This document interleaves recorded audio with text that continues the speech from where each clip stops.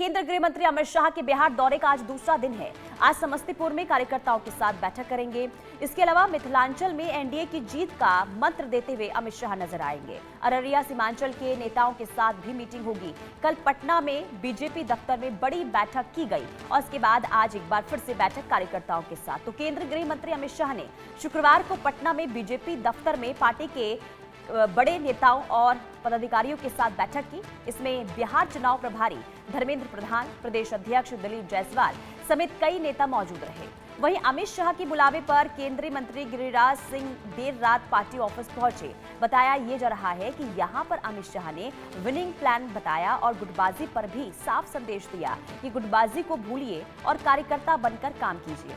चुनाव को एक सामान्य कार्यकर्ता की तरह लड़िए, केवल एनडीए की जीत को प्राथमिकता दीजिए। ये मंत्र दिया गया कल गृह मंत्री अमित शाह की तरफ से और आज भी कार्यकर्ताओं के साथ बैठक होगी।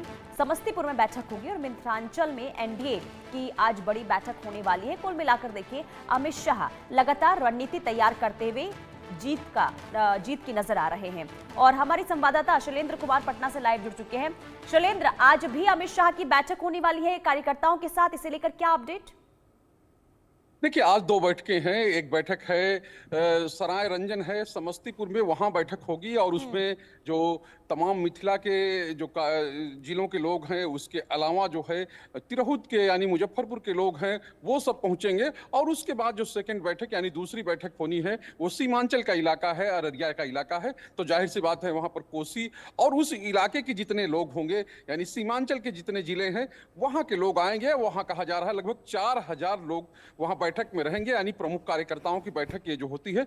लेकिन उससे पहले एक मीटिंग और करते हैं, वो पदाधिकारियों की मीटिंग होती है। यानी ये जो बैठकें होती है इसमें दो बैठकें होती हैं। एक पदाधिकारियों की बैठक होती है और उसमें टास्क दिए जाते हैं और उसी में बताया जाता है कि किस तरह से आपको चुनाव में आगे बढ़ना है और किस तरह से आपको बूथ, चूंकि बीजेपी का मंत्र यह है कि बूथ जीतिए और चुनाव जीतिए, यानी हर बूथ पे काम करना है। हर बूथ पे कम से कम 10 से और 15 के बीच में उनको सक्रिय कार्यकर्ता या कहें कि पार्टी के नेता वो खड़े करने हैं और वो उनको प्रमुख अलग अलग जिम्मेदारियां हैं।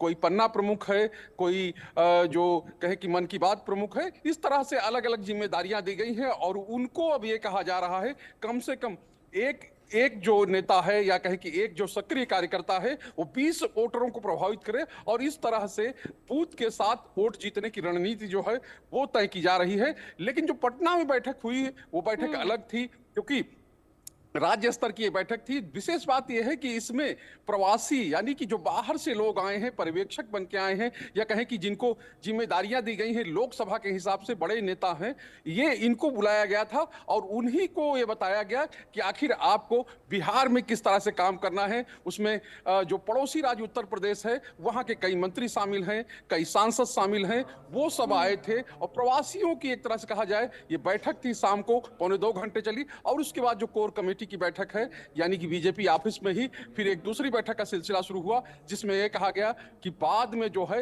गिरिराज सिंह को बुलाया गया। गिरिराज सिंह उस बैठक में शामिल हुए। एक क्लोज डोर मीटिंग थी। जी बिल्कुल। लेकिन शैलेंद्र, देखिए 10 दिन में ये दूसरी बार गृह मंत्री अमित शाह का दौरा है बिहार का। ऐसे में लगातार जो बैठकें हो रही हैं, इससे क्या समझा जाए? खास करके बीजेपी की नजर, एनडीए की नजर बिहार के कौन से रीजन पर सबसे ज्यादा इस वक्त नजर आ रही है? देखिए, बीजेपी और बिहार की कहें कि बीजेपी की नजर जो बिहार में है, बिहार में कहें कि उत्तर बिहार का इलाका है, मिथिलांचल का इलाका है, जो यानी कि उसी इलाके उसी क्षेत्र में आता है, वहां पर बीजेपी मजबूत रही है। लेकिन जो कहें कि जो शाहाबाद का क्षेत्र है, सबसे ज्यादा परेशानी बीजेपी के लिए इसी इलाके में रही, यानी दक्षिण बिहार का इलाका जिसको कहते हैं। और यहाँ पर उसकी दाल नहीं गली, चाहे वो 2020 का विधानसभा चुनाव रहा हो, चाहे 2024 का लोकसभा चुनाव रहा हो। यानी पटना से ऑनवर्ड्स अगर आप जाएंगे कैमूर तक तो उधर कोई भी जो सीटें जो हैं बीजेपी के पक्ष में ज्यादा नहीं है विधानसभा में, और लोकसभा में तो है ही नहीं। 7 से 8 सीट पूरी तरह से साफ है।